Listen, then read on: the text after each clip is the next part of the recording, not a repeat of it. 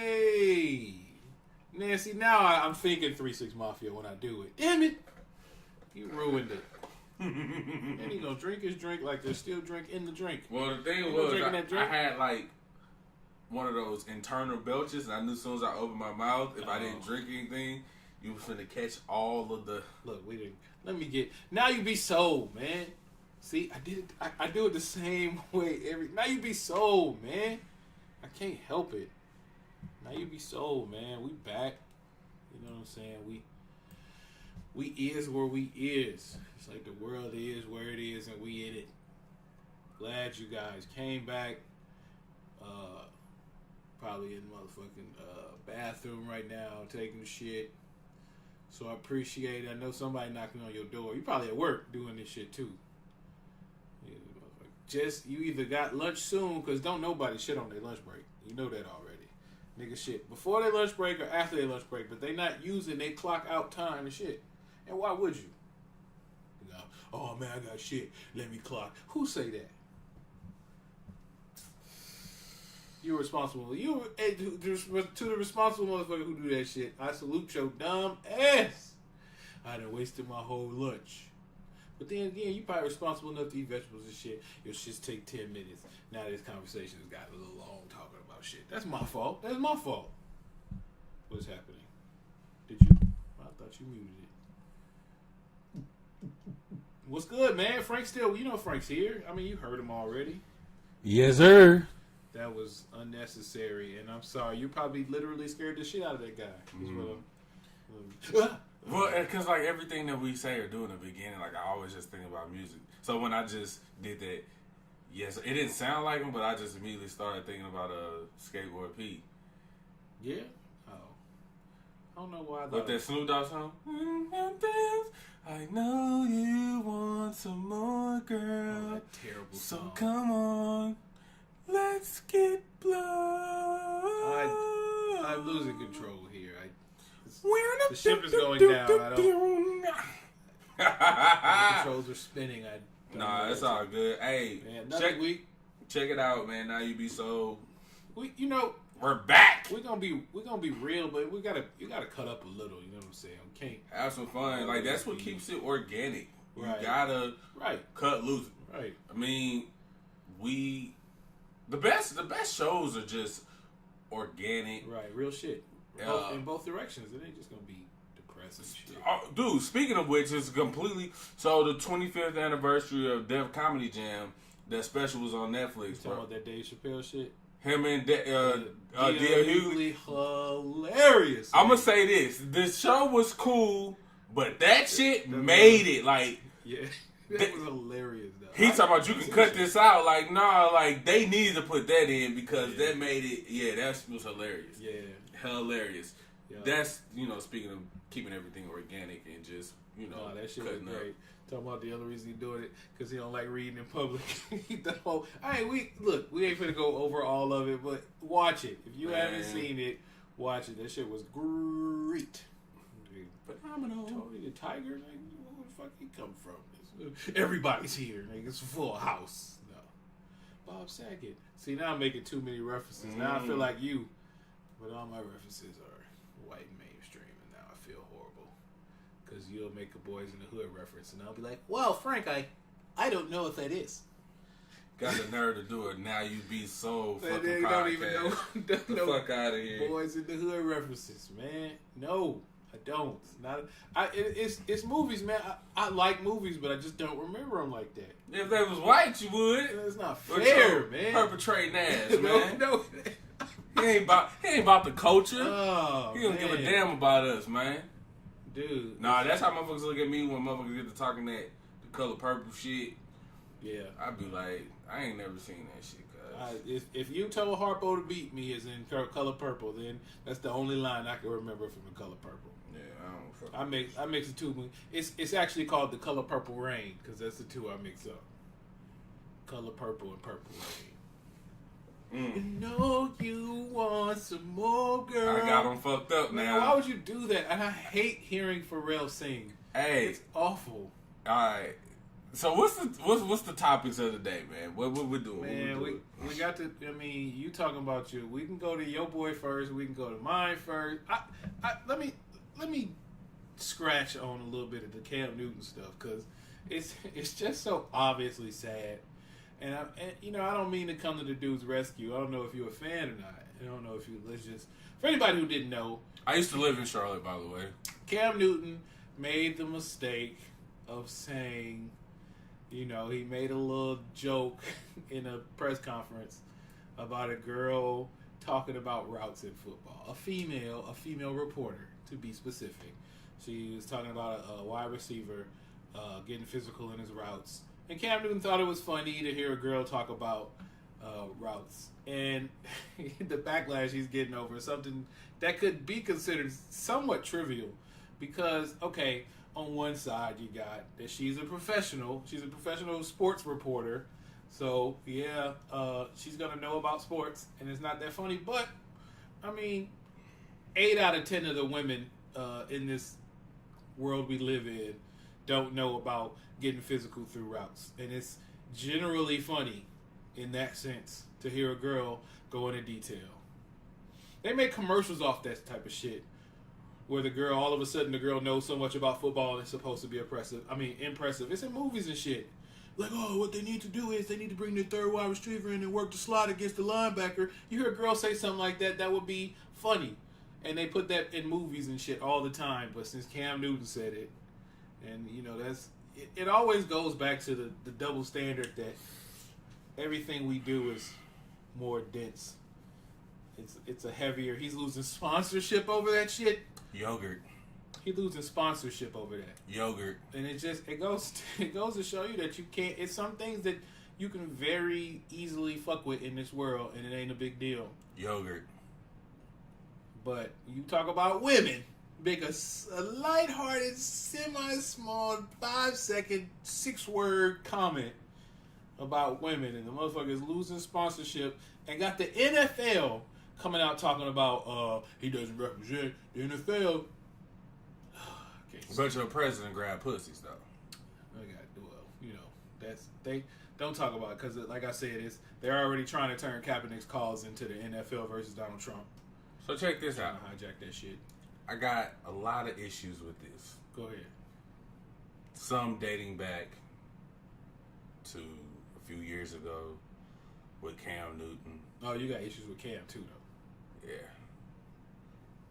So, both sides. You made it very competitive. From this point, my dislike for him being tamed. Yeah, okay. Really had me on my feminine shit, I got a lot of friends that are, feminists, and I was raised by a woman. I got a daughter, got a wife. So a lot of things, like, especially me having a daughter, really kind of changed my perspective on how I look at shit. So I was like, why the fuck would he say some dumbass shit like that? It was just like, of course, like, that's her job. She's supposed to know what's going on. Like, it's funny. Like, and then you're supposed to be aware of what type of environment we living in now. Like, Right. Motherfuckers say what they want to say about black motherfuckers, but you ain't finna just say anything about women. You ain't finna say anything about the gay community. No, like, it's just not. It's just you can't do it. No. The shit that Eminem got away with saying back in 2002, that motherfucker couldn't get away. He couldn't say fag if he wanted to. I think he could. Well, he's white, but the thing, like, this shit's like in this day and age. Like, I remember, like. On Facebook, like, I can look at some of the comments and say, like, me and my partners would go back and forth, and, like, I used to say, we used to just go back and forth calling each other gay or, whatever, pillow biter, blah, blah, blah. And back then, that shit was so fucking hilarious. I don't know, but now I look at it, I was just like, that's not fucking funny or cool, but whatever. Right. That's just me, personally. So, when he was talking, I was just like, damn. So then it made me think, I said, boy, whenever some niggas start getting out of pocket, and white people definitely know how to find a way to motherfucking tap you on your knuckles and get you back in line. So just, let's rewind. the year Here before he got to the Super Bowl, I believe. Okay, so last year was Atlanta and New England. The year before was Denver and Carolina, right? So the year before that, so 3 years ago, so 2014. I want to say 3 years ago. Okay. He was like really coming in his own. He was doing a lot of dancing. He was being Cam Newton. He was, I believe, he made a comment about being a proud black man, and he was doing all of that shit. Right. Then I could be wrong, but just follow the timeline. Then the next season come, Carolina Panthers, they kicking ass. Right. And they are fucking doing one hell of a... That's the year I actually moved down to Charlotte. I was in Charlotte. The shit was dope as fuck. This motherfucker is under fire for everything. The motherfucker is enjoying football. Goddamn me, LeBron James on the football field. You got a 6'6" motherfucker, damn near 300 pounds that can move how he moved. The shit is just unbelievable. I mean, got the golden child smile. Right. He fucking do everything for the kids. He's literally put dance moves and all type of shit on the map. Yeah, he exposed the dab. You know what I mean? Like, right. Between that and like Odell doing the nay and shit, like these people who've created these dances, you know, should probably, I ain't gonna say cut them checks because they're millionaires or whatever, but you know, hey, you just changed my life. So here's a bottle of champagne, good looking. Yeah. But go ahead. So I remember reading GQ magazine after he lost the Super Bowl. He's under so much. I mean, they on this nigga for every fucking thing. And they were already throughout the year. They was already on him. And it just really broke my heart to see him get slammed, and then be down. He was down after that, right? He was sad. Basically tamed. Yeah. He was basically tamed, and then he was in GQ magazine, and he was like, he believes that America so far past racism or some shit like that. And I was like, nigga, what? And I remember saying something on Facebook like, bro, if you get your corny ass out of a fucking playbook and open your eyes, like, you know what's going on, bro. You say that you's this proud black man, and then you want to say we beyond race. Like, come on, my dude, like, stop it. But yet again, I'm not a franchise player. I don't know what it's like to have that type of pressure. So who's to say? I mean, I can sit here all day and say I won't be compromised or whatever, but that's just what it is. So I'm like, all right. So that's where my thing come with him. I'm like, dog, don't flip flop, bro. Like, don't just completely blatantly, you know, ain't nobody asking you to be the Colin Kaepernick of whatever. Ain't nobody asking you to be Huey P. Newton. Ain't nobody asking you to be Malcolm X. Like, but don't say stupid shit like that. Don't be Lil Wayne and be like, I ain't got a nigga like me. I don't connect with nothing that ain't got shit to do with me. Like, you know, don't be that dude. You see all day, every day on the news, man, like what happens to us and man, and how we get treated, bro. Like, come on. Do you ever heard of the name Antonio Moore? Sounds familiar. Antonio Moore is a Los Angeles lawyer, and he talks about, you know, black economics or whatever. And he talks a lot about stuff, you know, and issues, and he's got something called the decadent veil. The decadent veil is basically what the media uses to make, you know, people of our color look better than we're doing. Like, they always talk about how much money every one of our athletes makes. They never talk about how much money the owner took home that year or whatever, but they're always putting in the media how much money we make to make it look like we're living a better life than we are. The decadent veil. And I think if you are being successful, you can look at that and be like, you can get fooled by it. And I think that's what Cam Newton is like kind of succumbed to. And I'm not excusing it for him. I'm just telling him why he's dumb. You know what I'm saying? Because he can look at that and be like, well, you know, Paul George just signed his extension and Russell Westbrook just signed his extension and Jay-Z is in the, you know what I'm saying? He sees all the reasons why, you know, that it looks like there's a such thing as black people progressing when it's nowhere near that. And matter of fact, through the last two presidents, it's gotten worse. But I mean, like, you can look at that, and like, if you look in the media, if you stick to the media, you can look and be like, damn, we doing better. No, it's not the case. It's just that they know how to glorify the ones who are doing well. True. But if you Cam Newton and you young and you stupid and you all you doing is you in the playbook and all you got to do is smile every day for boss, and all you got to do, I mean, if that's the life you live in, then you can kind of like become susceptible to the concept that we're doing better when it's just not true. Yeah. You know, so I mean, like, not justifying it. I understand what, you know, young, dumb, when you live that life, you can kind of forget what it is to have to go back to the hood and see that, you know, for every Cam Newton, there's about 999,999 people who are still struggling. Yeah. I mean, and it, like, the thing is like, I think he's a good guy personally. I think he does a lot for the community. I think he really genuinely cares about kids. I really think he cares about black people. I just think that, and this is one of the things that, like, one of my boys was making an argument. He was like, dog, you would never see a franchise player come out and say and do these pro-black things. He said, especially not an offensive player. It's just not going to happen. And I think position, you mean skill position player. I get it totally. Yeah. Right. Okay. Right. And I don't think that. I think Cam looks at what goes on, like with Colin Kaepernick, and was like, "Yo, like that could have been me." As far because he was really on some pro-black shit before they tapped him knuckles and said, "Get your ass in line, nigga." But I'm gonna tell you, the result of that joke, that result of that joke, you want to know exactly where it came from? What's that? When you might not. I know you don't watch football. You probably didn't see the highlights, but he scored a touchdown. He got in the end zone. He did this. Oh yeah. Oh, okay. He did. He put up the black power fist.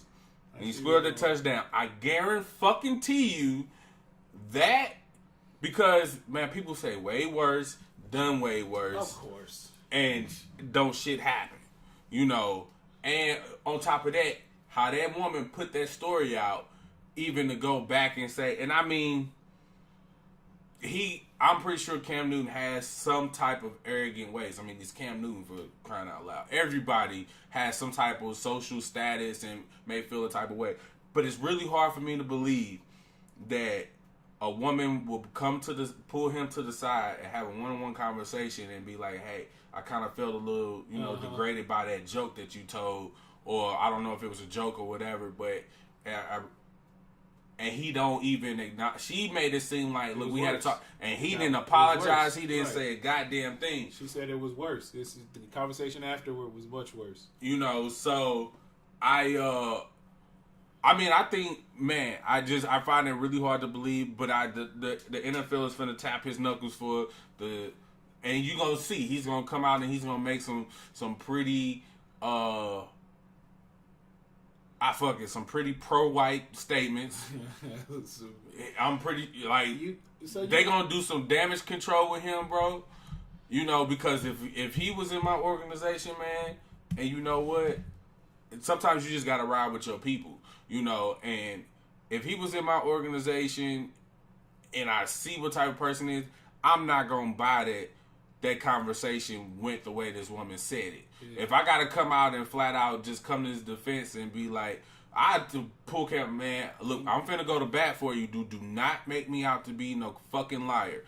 But if you dismiss that girl, this is the time to tell me to dismiss him. We'll come out with a nice little PR campaign, and we'll make a statement on the behalf of you, and we'll keep it moving. But if you tell me that you listen to her and you told her, hey, I didn't mean nothing by it, you might not have said, hey, I'm sorry, but he's like, hey, I didn't mean anything by it. It was just a little joke, then I will come out and be like, that girl is lying. That conversation wasn't that bad. I know, I will go to bat for you.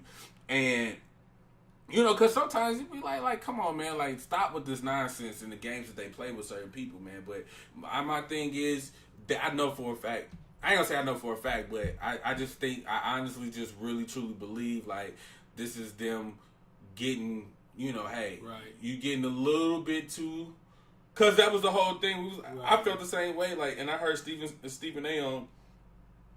on First Take talking about how, when Cam is a free spirit and when he, doing what he want to do, he's electrifying. People want to be around him because he's charismatic and he's like, and people were on him because he didn't seem so authentic. He seemed like he was just this cookie cutter, like, I gotta do the right thing, I gotta say this, I gotta say that. And that was the truth. And I feel like, he might be in this bag again, but they gonna be like, yo, we can't have this. Just how I feel like what they did with Colin Kaepernick.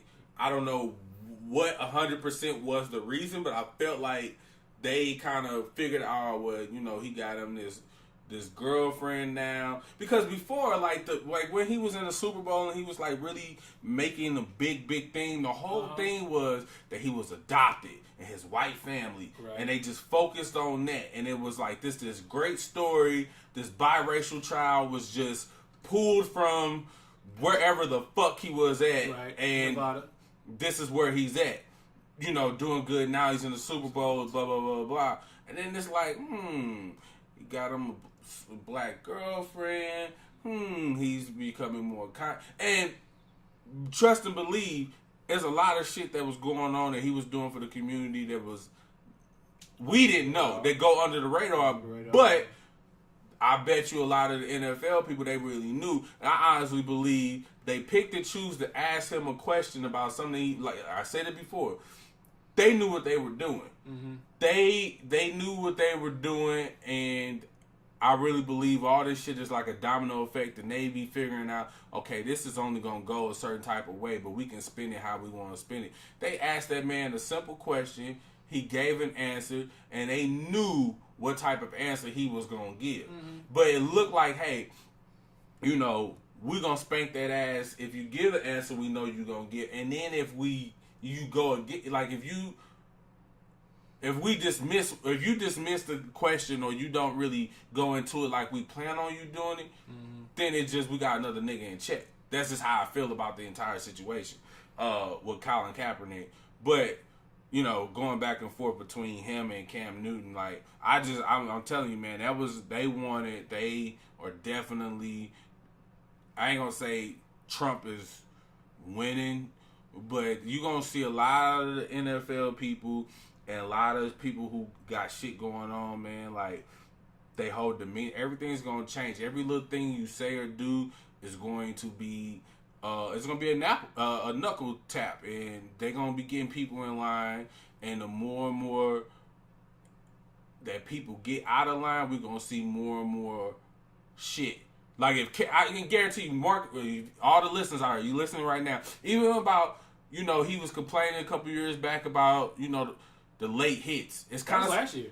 What? Okay, whatever. I don't, but it's kind of so like the Shaq thing. You got the. It's like, bro, just because I'm 7 foot, this bit don't mean the shit don't hurt, motherfucker. Yeah. So it's like because I'm this big, like don't let these people because I'm 6'6", like think well he can just take the hit and we gonna let no because you're not letting that shit happen to motherfucking Alex Smith or Aaron Rodgers or whoever, I'm a quarterback. It don't matter, you know what I'm saying? Like, you got to protect the quarterback. You don't allow him to get hit how he getting hit. And, so I think the biggest thing is that if he keeps getting out, dog, they're going to start seeing him getting hit later and later and later. They going to do all this shit, man, and kind of keep niggas in check. I guarantee it. Like, watch. If he don't get in line, bro, they're gonna do more shit to affect Cam. And it's gonna be bad, bro. It's gonna be bad. Man, the problem is, and it's gonna be, you walk with me.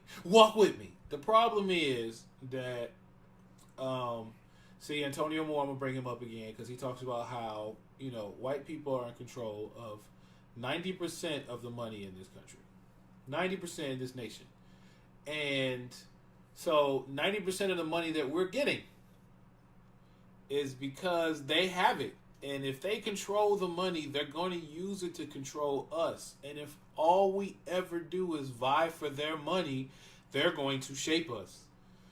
This country is going to always go according to how they want it. And it's like, of course, they tap his knuckles, and he gonna acquiesce. He gonna do exactly what it takes, cause he young, he's scared. You know, he got family that he's trying to feed too, and he think he a hero now, so he can't lose. I mean, he's already a perpetuator of white supremacy, and it's like it's gonna always be that case if we don't unify. They got us singly vying for their affection, and I don't necessarily. I mean, money is affection in the sense where if they control it, and we have to jump through their hoops to get it, then that's that's affection. So they have us vying for that in the sense, you know, one for one, and as long as there's always just the isolated Negro, then they're always going to be able to, you know, use what they have to make us less of who we're supposed to be. And because at the end of the day, okay, last year in the NBA Finals, LeBron James' home in California was vandalized. What did it say on there? You remember? Nigger. At the end of the day, Cam Newton is still a nigga. And at the end of the day, they're going to make sure he know that, and you just a nigga out here. And we still in control. And we're going to do something to make you up. And I bet you Cam Newton ain't got the backbone to stand up to nothing they going to throw at him. He too young. He is not aware like that. And you already said that he don't have the wherewithal to know that, you know, that he's still under white supremacy's fist. Or, I mean, even... He thinks he's beyond it. And, well, that too, but it's like, and on top of that, like... Till they slap them knuckles, go ahead. He don't... Even like him and LeBron James, like, you can fuck with LeBron if you want to. I mean, yeah, you got, you know, some people say Steph Curry's the new face of the NBA or the Warriors, like... But at the end of the day, if LeBron was like, all this money I accumulated, my lifetime deal with Nike that's damn near $1 billion or whatever the fuck, plus all the money I made in the NBA, and I just say, hey, I don't like the way you treat me, fuck you, I'm gone. The NBA is going to be in a big... See, like, I ain't going to say run shit, but it's kind of sort of like how Michael Jordan was back in the 90s. You know what I'm saying? Like, don't start with Mike, man. I'm just saying in general, like, they kind of need him right now. The NFL don't need Cam. You know what I'm saying? Like, I just don't. I don't think any one person is bigger than any league. I don't think there's not a tennis player, basketball, baseball, football, soccer, hockey player that's bigger than the league, and the league will weep if LeBron James said, I don't like the way this is going, and until y'all make a change, I'm not touching another basketball for the NBA again. That is scary, but it ain't scary enough. And it's just like, niggas love to be kept asleep. That's what I think sports are. I think sports are just a way to keep people docile. People love to root for, you know. So, you know, and we enjoy that. I mean, we enjoy our sports because everybody loves competition. You know what I'm saying? So it's not, I'm not even meaning to demean people. I'm just meaning to explain what it is. And it's just like, as long as if LeBron lead the NBA, people still gonna watch basketball. Now, if LeBron lead the NBA and people like, you know what, I'm on LeBron's side, and there started to be like a mass exodus, it's a different story. But I don't think one person is gonna be. You take one person out of any sport, and it's still a sport, and people still gonna watch it. I think basketball has more of a.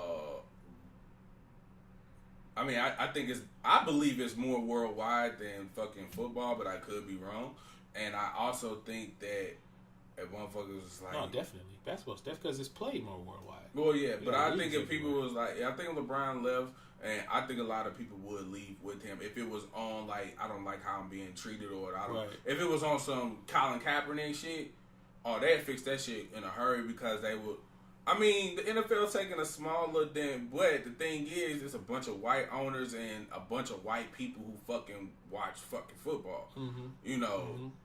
I mean, you know, we only represent, you know, 200 million white people, 34 million of our people.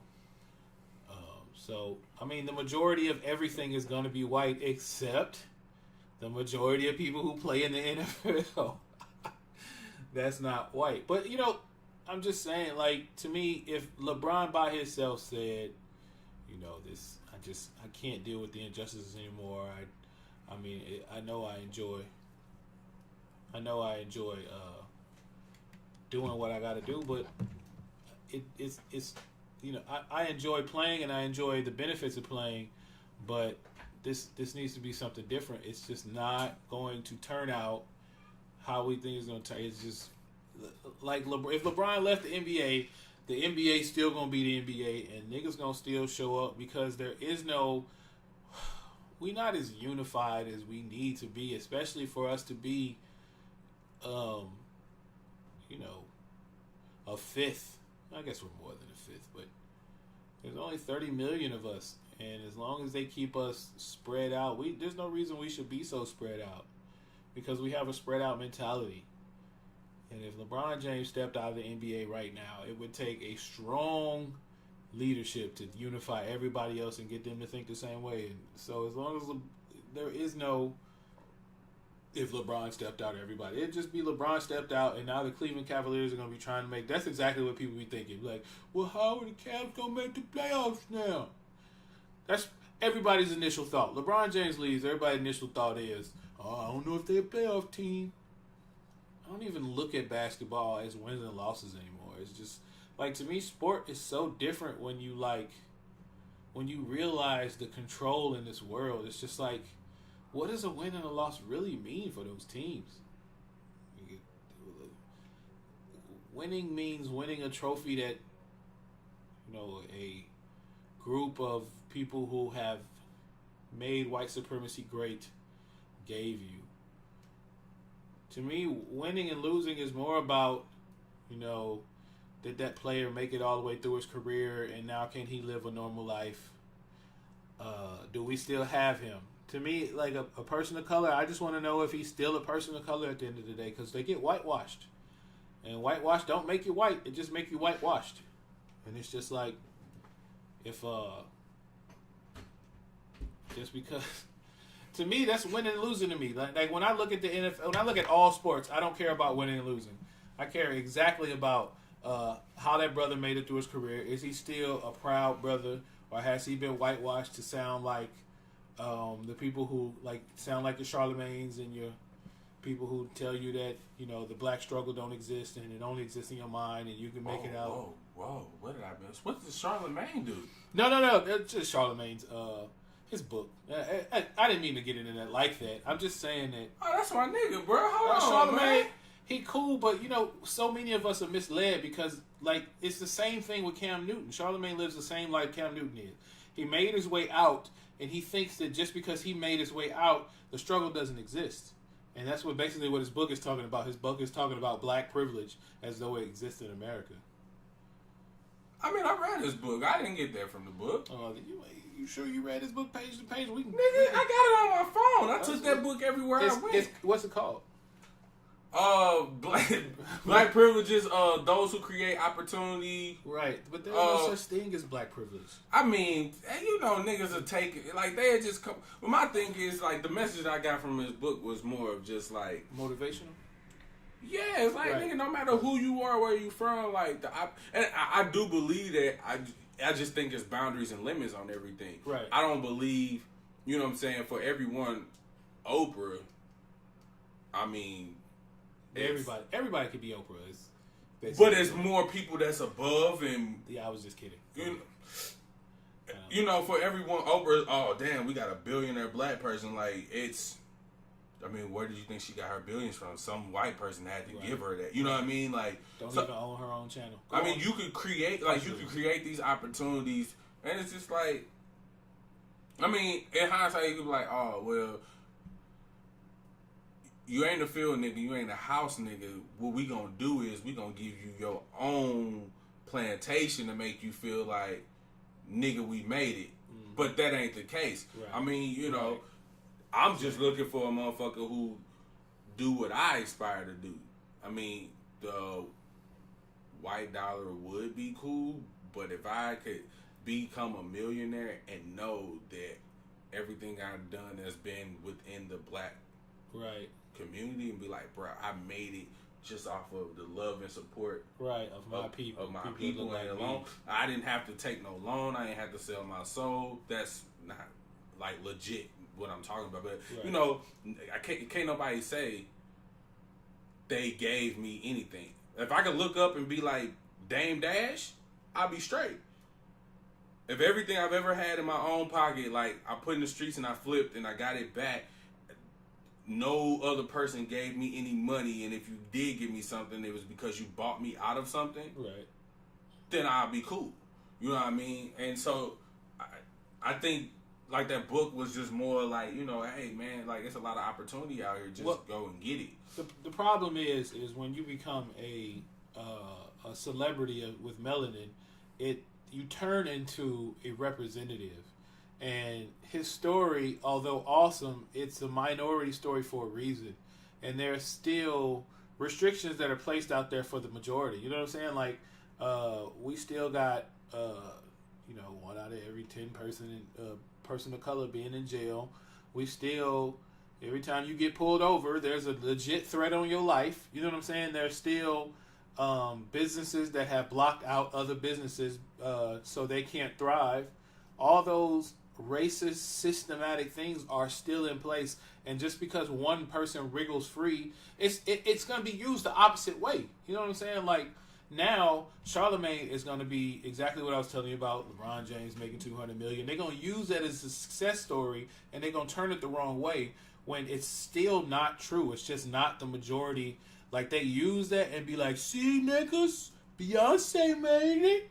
How come you ain't make it?" You know what I'm saying? But they show Beyonce and Jay-Z and Paul George and all the people of color every day, and they talk about how much money they make every day just to make us believe that we're doing better. And Charlemagne is now one of those people. They be like, "See, this book say all you gotta do is put your effort in it." But that's not really the case. I mean, we still getting hunted down and killed, and we still getting 10% of us are still in jail. You know what I'm saying? And it's a lie. It's basically a lie, and it's what it is it's motivation. And if you can look at that and hear the reality in it and the motivation in it, that's great. But the truth is, the majority of people who read that, if they are fortunate enough to pick that book up, they're gonna read it and read a lie. Well, I mean, I think the difference between me and you is that I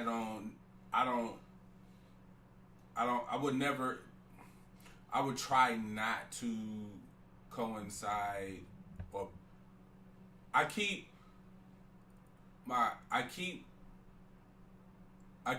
pockets and my finances completely separate from what I know and what I think and how I feel as a black man and what all black people go through. Because it's not possible.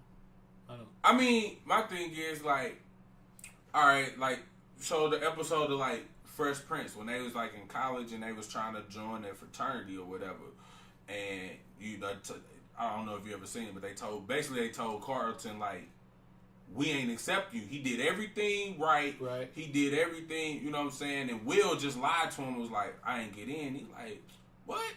He like, nah. So he confronted the dude, and dude like, nah, we don't want you. We want Will, we don't want you. And he was like, well, why not? And he was like, we don't want this bougie, blah, blah, blah, blah. And he like, look, man, he was like, because I listen to Tom Jones or I live in Beverly Hills, he was like, but I'm still fighting the same fight you are. So he's like, so why is you trying to trip me up? He was like, I still go through the same experiences you go through as a black man. I just so happen, like my mom and my dad like are judges, so I was provided with a little bit different of a lifestyle. But I tell you one thing, if a cop pull you over and he frigidity or whatever, they don't give a damn if you got $20 in your bank account or $20 million, because you still just a nigga. You know what I'm saying? So that's why I mean the whole black privilege thing, like Charlemagne coming up or whatever. It's like I ain't gonna, because of the strides that he made and the things that he were able to overcome financially, and what space he was able to put himself in or allowed himself to get into professionally and financially. I ain't gonna never take away from the brother's level of consciousness and what I know he do for us as a people. You know what I'm saying? Like, I even put it like this, man. Like, half of the educational and conscious and just anything like remotely positive that ain't got nothing to do with hip hop, bro. Mm-hmm. You could pretty much go on the record and say it's because of him. He brings these people on the show. I don't think it's DJ Envy. I definitely don't think it's Angela Yee. Mm-hmm. When you get, you get all these type of people, man, who talk about finances, who talk about, they have Brother Polite and Dr. Umar Johnson on there, bro. Mm-hmm. That ain't got nothing to do with no DJ Envy. Like, even just financial awareness and stuff like that, he bring these people on to talk. They don't necessarily be black people, but it be these people who just talk and they dropping all gems. Mm-hmm.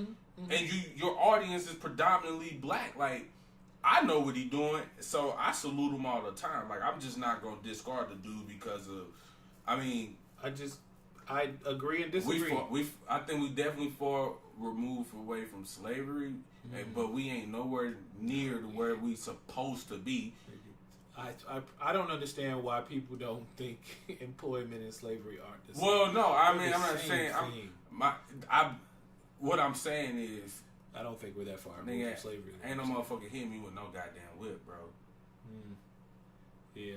Physically, right. Like that's what I mean. You can make the analogy with what the police do. I'm telling you for a fact, like, if that shit happened, bro, I know Killer Mike say survived the encounter, but you got motherfucker draw a gun on me. That's because I shot some. I'm not going out like that. Yeah, but you got to know that you existed 400 years ago. It's just yeah. Right, well, but I'm just saying you existed 400 years ago, and the reason that we still are where we are is because the other 9 people that existed with you weren't you. To be honest, you might have been that one ride or die nigga, but most of those people would be the ones who talk shit in the field, and then when boss come around, no man, I probably was a house nigga back in the day. I don't think you wasn't. You first of all, I probably could have been, bro. I don't think so. I'm dark, but I probably, back then, man, niggas like, look, listen, because I had my moments where I be like, sometimes, hey, I be at work, man, I be like, you know what I'm gonna do? I'm finna go and have a conversation with boss here, man, because he's out here, it's kind of hot outside. I ain't trying to be, it'd be a bullshit ass conversation, but guess what? I'm out the heat, nigga. But you go back to Charlemagne, man. That's my guy, bro. I don't disrespect his radio show. The problem was simply the book, and the book just sends the wrong message. It literally, I guess it tries to send the right message because it sounds like if you read that, you're motivated and believing what he's saying is facts, and it's just not. And that's the problem. Like, okay. if you read it and you be like, this is some good motivation, I can get my day going, but it's not factual. It's just... All right, so let me ask you this. I'm all ears. Let me ask you this. So, do you believe that it's different things and different events that happen in your life to get you to this point exactly? Right. Do you believe that all of those events are connected? And when I say connected, like literally, like they lead you into the direction that you go in life. All right, so that's what you're saying, right? Kind of, but maybe as I get into, because I have a hard time explaining shit, but I talk more, maybe you get it. So, I wish I had came across this book a few years earlier. Mm-hmm. That's all knowledge. Every bit of. So, even the bits and pieces that I got from that book, the things that inspired me, even the things that, like, people he brought on the show that he recommended, like Gary Vee, like just the art of hustling, like. Mm-hmm. Mm-hmm. That shit got me selling stuff on eBay. Right. As being the mass consumer of my entire life, buying shit that don't mean nothing. Right. I had the Gucci belts, the Louis belts. I done had Pradas. I done had red bottom shoes. I done bought Jordans my entire life. Long heel red bottom. He had to. Fuck off, man. This nigga, man. But you know what I'm saying? And I got to a point in my life where I was like, man, like when you count in your closet and be like, when you realize how blessed and fortunate you are, and then you actually get disgusted with yourself. It's like, so I got 2 feet, bro. Mm-hmm. What the fuck am I doing with over 230 something pair of shoes? Right. Like, it's, you know what I mean? So I saw that and it motivated me to sit, like, man, I could make money in my sleep. Just sell shit on eBay. Yeah. And it's like, do I really care? Well, you're not getting, you could have got $150 for this shoe. Mm-hmm. Nigga, if it's a shoe I ain't worn in fucking 3 years and I damn near forgot I had them. Right. I don't give a shit if I get $150 or if I get $80 for the shoe. Like, I don't care. It's free bands. If I know with the money I'm receiving it, I'm gonna do and implement something more impactful in life with. So, you might get people that read Charlemagne's book that feel like you, but if that book can spark somebody to say, you know what, man, I'm gonna go to yard sales. Or I'm going to go thrifting, or I'm going to sell this abundance of bullshit. And they might not necessarily be conscious like we are or in the awakening stage. Right.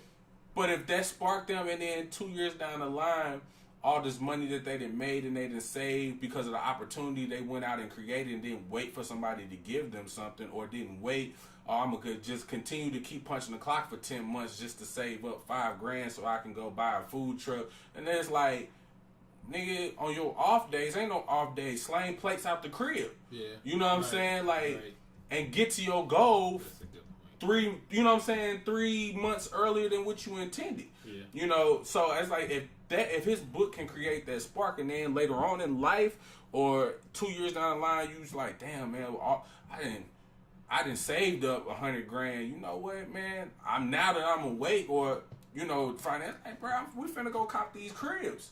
And that's what it is now. Like, it was a time when I was, man, if I had the knowledge that I had back when I was jugging and busting licks. That ain't fair. It's just not fair. You know what I'm saying? Like, it was a time between me having 2 legit jobs and jugging and busting licks and doing this and all that, man. I was making like $2,000 a week. Yeah. I could have been bought 4 or 5 different houses, but my mind wasn't on that. I was taking that $2,000 a week, and I get a pair of shoes for $500. So I go do it, you know what I mean? Right. And I accumulated bullshit and I wasted a ton of money.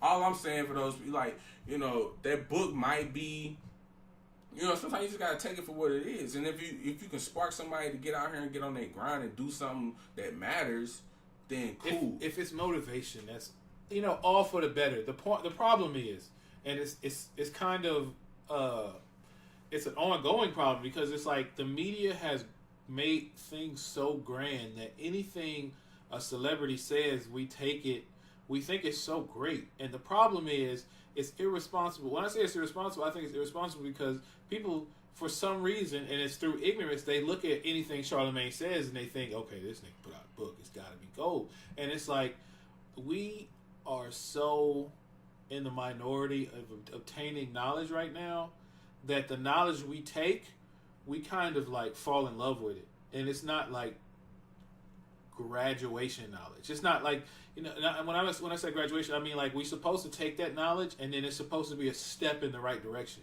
You know what I'm saying? All knowledge we get is supposed to be a step in the right direction, and it's more knowledge and then more steps and more knowledge and more steps.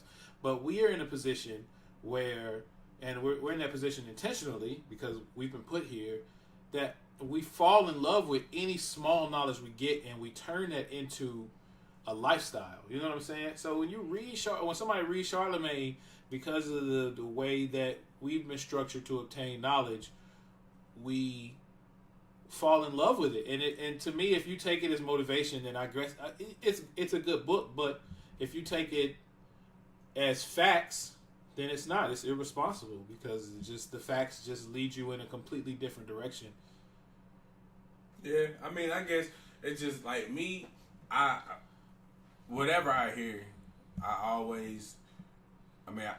because everybody's perspective and how people take stuff in is different. You know what I mean? A person can go tell me how to put a fucking bike together step by step, and if, I don't know.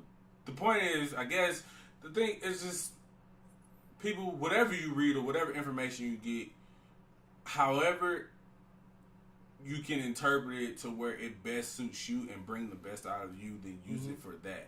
You know, like I even draw a line on like religion and shit. Like, right. That's one of the thoughts I was having too. I just, at the end of the day, regardless of what I may think and believe and how I feel, even especially what I witness in the black community and with black churches, especially black Christian churches, and being raised in a black Christian church, like at the end of the day, my thing is shit, whatever makes you be a better version of yourself. So if it's Jesus Christ, if it's Allah, if it's just you tapping into your own divinity, if it's whatever, then cool. Long as you are the best version of yourself, like, that's cool. It don't make no sense you walking around deaf, dumb, blind, and fucking wicked. Like, if you find your divinity within Christ, then great. If you find it with Muhammad and the Nation of Islam, that's great too.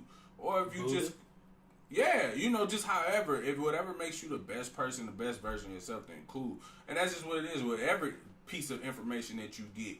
If it helps inspire you and it helps bring you to a point where you are doing better than you were doing before you got that piece of knowledge, then utilize it for what it is. I mean, you are going to get some fucking bozos who take every word literally and take it for it.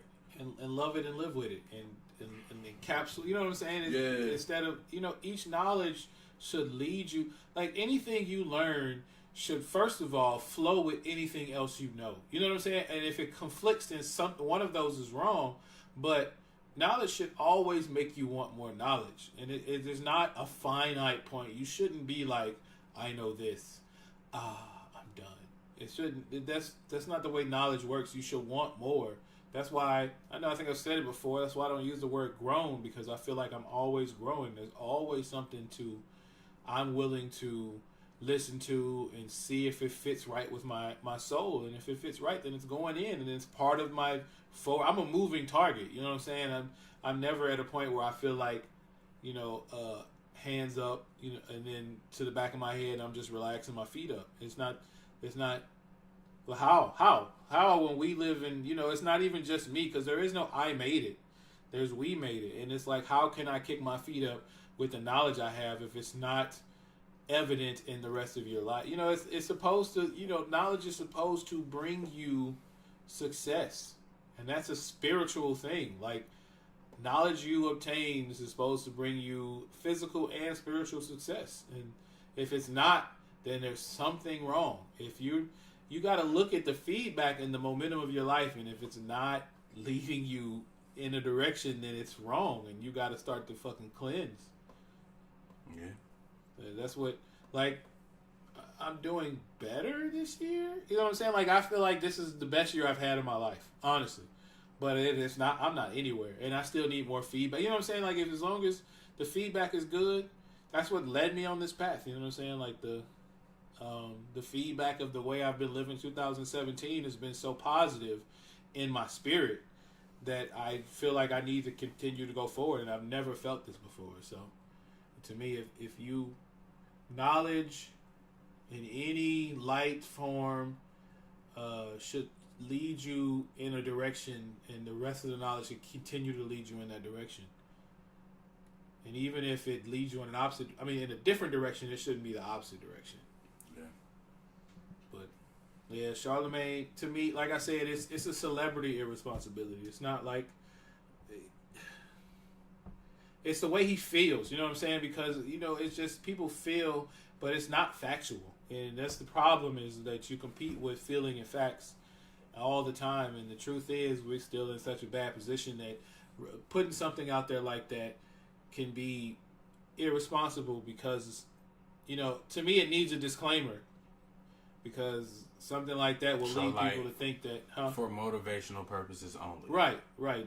This is how I feel. This might be in contradiction to what popularity might say, but this is just how I feel, because it's not the truth. We still out here struggling, and in spite of everything you see, oh my God, Kanye West got another kid, Beyonce just had her, blah blah blah left. You know what I'm saying? They always show that in the news, and we not doing better. It's just as simple as that. It's but what do you expect when you consider if I was media, being white media based, like, I would do that too with all the fucked up shit going on in the world that we supposed to be the greatest country. That's what I would do. Yeah, like it makes sense. You know what I mean? Like For them. I mean, so my thing is, I'm not gonna attack them for doing what the fuck I would do if I was them. Like that's the whole point. Like that's why even when I first told you about the Willie Lynch letter, bro. Like I said, man, I mean it's fucked up, but shit, I gotta take my hat out to the motherfucker. Yeah. Anybody that can devise some shit, nigga, 400-500 years ago, and that shit still working, still effective, 400 or 500 years ago. I mean, you ain't gotta like it, but you know, you can be like, oh damn, bro, that's what's up. Yeah. I mean, it's not necessarily praising wickedness, but shit. Right. A motherfucker rob six banks and get away with it scot free. Like, damn, that's fucked up. But you know what? It take a certain level of genius to get that shit done, to orchestrate it. Right. So I mean, know some shit. You know, like I said, I don't like what's going on with my people. I don't like what we got to go through. But I mean, hell, shit, what the fuck you expect them to do? I would do the same thing. Cause shit, they don't want the world to see them for who they really are. Right. You know, like, so that's the same. And you know, if you was white, that'd be the same fucking shit you would be doing. The same shit. The first time motherfucker get talking about some, so the state of black people. Look at all these. Look at all these black millionaires. Life can't be that fucked up. You could have easily been one. Right. Yeah. Oh well, I'm not tall enough to play basketball. Well, you could have sang. You could have rapped. Mm-hmm. You could have been in the orchestra. You could be a funny person on Instagram. And I mean, this motherfucker's got booking information in their body. Like, it's bread out here. But that's people who just think that money is everything, and that's, you know, and to a certain degree I believe is everything. It's not everything to compromise myself, but I know the impact that I want to make in the world and with my people. Right. I need that money. I need that finance. Like, you know, I disagree. That's just me. You know, I disagree. Hey man, you could disagree till the motherfucking cows come home. I just disagree. It's not that money ain't. It's just that the way the money is being controlled, 90% of the money is in white people's hands. So if you want that money, you got to shuck/jive. You got to shuck and jive for it. And I think there's more power in unity. Now there's money in it. I mean, money is a big key, but there's just more power in us getting together and collecting our dollar. You know what I'm saying? Like, man, to me, if one person was a millionaire, that's not important as important as it is if 250 people got together and put $10,000 down. Wait, that's $2.5 million. I made $100 down. If 250 people put $100 down, that's only $250,000, but that's more important to me than one person being a millionaire. We need unity, and it's not going. That's what they use to black us out of everything. The whole Jim Crow shit, the whole slavery shit. They were unified, and it's not. I mean, what you want to do requires. I definitely agree with that. I agree with you. I guess the vision that I got. I mean, I don't know the exact quote, but it's like Tupac was like, "I'm not gonna change the world, but if I can be that spark for that person who change, like." And so my thing is, like, even with that, it's like, yo, if I can do what I want to do, as far as, all right, so I disagree though, man. Like, you know how people like become, like, you know how like dope dealers and stuff, they become this self-made enterprise, so to say. Uh-huh. But look at the damage that they cause. Mm-hmm. Like, the only person that I know for a fact, like, I gotta go back to Dame Dash. Like, he's his own boss. Mm-hmm. Everything he does, he cut out the middle. He do everything on his own. He answers to himself. You know what I mean? Like, he wanted to make motor oil. He made motor. Like, no company came and said, "Hey, we're gonna cut you this check, and then we're gonna put your name on this product and do." Like, he's not no brand ambassador. He created a brand, and he does his own thing. Liquor, clothes. Even when he was in music, people was like, "Oh well, Def Jam gave you this and gave you that." It was like, no, they created a formula on a service that they provided, and that was that. But he put up all his own money for Def Jam and Rockefeller. He put up all his own money. And that's the thing. Like, if you can show people how to just get out here and do stuff within your own, like, that's my thing. Like, I want to build, if I can become a millionaire off of me only dealing with my people, I mean, I'm just saying. No, I'm laughing at something totally different. I'm gonna say if I can become a millionaire off of doing, building with my own people, then see when you talk about your own people, you got to understand. It's like $1 million in the hood is a whole lot of money. You know what I'm saying? Like to be in the top 5% of people of color in America, $350K. So I mean, while you shooting for $1 million, shoot for $1 million. But I'm telling you that the difference you make, you don't need $1 million to do. Like if you were a millionaire in America, I don't think you'd be in the top 25%, 30%. But if you $350K and as a person of color, you are already in the top 5%. So I'm not telling you not to do what you do, but that's what I'm saying. The people is more important than the money right now because they control, right? They control, right? So to me, like I want to do everything you said. I agree. I love it, but it don't take as much. It take more manpower than it does money. I mean, you need the money to be able to set people free. That's my thing. I want to create a way to set people free so we can start working on stuff that's not theirs. Because all we do is what we're supposed to do. As people of color, all we're supposed to do while we're on this fucking rock is to make white people richer. That's our job. We're supposed to spend all our money on white people stuff, and they make stuff affordable to us so we can keep buying white people shit. iPhone 8 gonna be what? A band, $1,200? Who gonna pay $1,200 for that? Niggas. No one's gonna pay $1,200 for it. They're going to pay payments where it's affordable because all we got to do is perpetuate white supremacy. And that's all we do. And until we learn how to separate ourselves from that, then we're not building toward ourselves. You know what I'm saying? So it's like that's kind of got to be the number one goal is to create some type of freedom.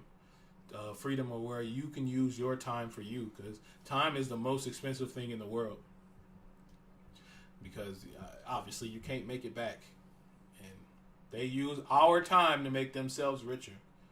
And we got to create an avenue to free our time so we can get together with ourselves so we can create something. And I don't, like, we got to be, like, when you say, I'm glad I kind of that popped back in my head. You say that you think you'll never get to the point, like, you won't change the world. But you know who changed the world? Black Panthers. They changed the world. And they were probably a bunch of people who weren't trying to change the world at first. They were trying to change Oakland. And that's where it started, right? Oakland. This ain't gonna bring up some shit. He gonna second guess it. It was Oakland, right? I know it was in Cali. I mean, it was in Oakland. So, I mean, but they were just trying to change Oakland because, the cops were so fucking corrupt. They thought they needed something to change. And they were a political party. You let white people tell it, they'll tell you they were a terrorist organization. Well, they got some fucking lone wolf coming around here shooting people and make up words, and all of a sudden they come up with creative words. Can't be a terrorist. He killed hundreds of people, but he's white, so lone wolf. Well, anyway, but they weren't trying to change the world. They were just trying to change Oakland. You know what I'm saying? So, like, I think you can change the world, but it just starts with, like you said, if you create a person, if you amplify a person who's trying to change the world, then you change the world too. And we got to stop thinking about, what I can do and start thinking about what we need to do for us. Because the I mentality is why we're so thin and isolated. We got to get back to us. We all most of us live in neighborhoods where the person to your left and the person to your right and the person across the street from you and the person that lives behind you look just like you.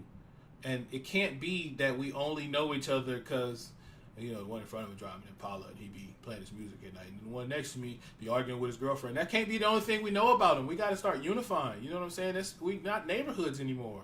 Yeah, facts. And we need all of that. We need us. We need us more than we need money.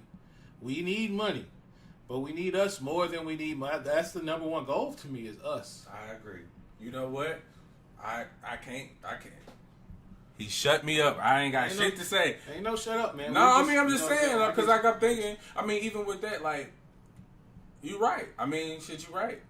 Right. But I'll tell you like this, while the 2 out of the 100 people we need to try to get our $100. Yeah. So right. I'm gonna keep on thriving. I just let you know I got my 100 right now. No, we need to. We got to hustle on both ends. We got to hustle to unify and make money. It's not like one makes us not have to work for the other one. I just think one is more important than the other one. Well, no, that's true. Right. I mean, if I had to put a price on, I mean, not a price, but if I had to say, I mean, if someone was like, Frank, we can get you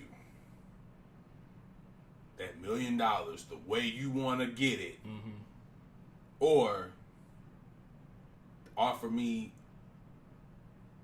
100 of my people to unify and just have a mission and push it forward. I don't even know how many people it took to get the Black Panthers. Right. But if you could promise me, you plus 98 motherfuckers to do something like what the Panthers did. Right. Or man, please, I'm taking this over the money all day. You know what I mean? Day, like that, and that's just what it is. I'll do that all day. I'm telling you, there's more potency in manpower, and you know how I know it? Because they know it. This country was created on manpower. It was created on the manpower that doesn't have the benefit of being able to claim the land that they worked so hard to build. This country was created by unifying people who don't realize they're unified. Because two people who don't get along with each other will go work the same motherfucking job and clock in and do their job until it's time to go home and then not talk to each other. I witness it all the time. But two motherfuckers who don't like each other not finna sit and build the same community together. And that's the problem. The problem is that we find white supremacy great. I mean, we love white supremacy. We just don't realize it. We don't like it when it's shooting us, but we like that shit when we go clock in. We like that shit every other Friday when we looking at our paycheck. We like that shit we like that shit when we pull off the lot with the car that we can't afford, but they made the payments affordable and we just paying that shit for 50 months. We like it then. But we got to realize that we like white supremacy more than we think we do, so we can stop liking it so much and build our own niche. And it'll start from something small. Black Panther Black Panther Party probably started super small. You know what I'm saying? It was just neighbors on one street decided they want to change, and they made change, and they used the law to create change, which means we can't be afraid of politics. Niggas I'm scared of politics, nigga. I'm scared of. I mean, like when politics come up, I'd be like, no, I don't. You know what I'm saying? But shit, nigga. I don't get involved in it because shit. You don't know enough. I know I don't. I'm not trying to insult you. You know what I'm saying? I don't know. Well, that's part of it, but I'm conditioned. I'm conditioned to believe that that all plays a part of the system that that's fair. Ain't never been for me. So super fair. I mean, shit, nigga. If I got 1,000 of us to infiltrate, like, nigga, you still gotta beat.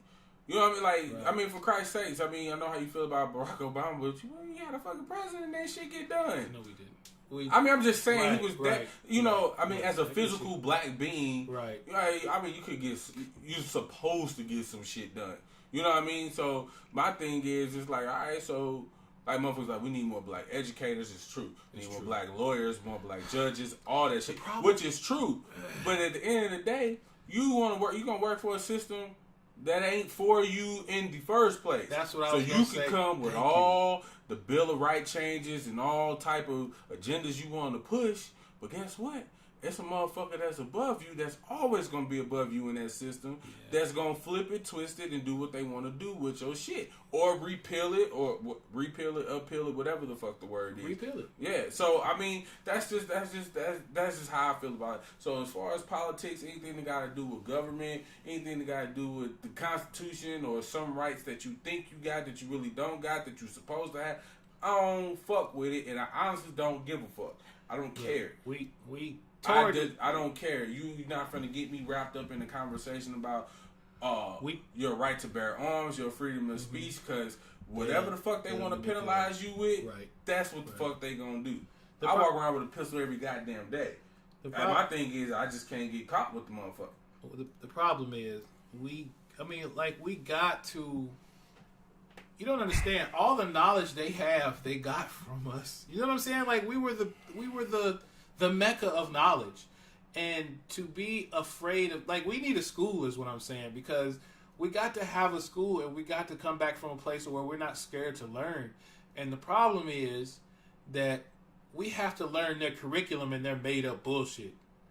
Well, that's the thing. We gotta do shit in secret, bro. Like, right. Because anything, same thing. Once you get too broad and you start getting too big, or you get seen as a threat, dog, they wipe you the fuck out.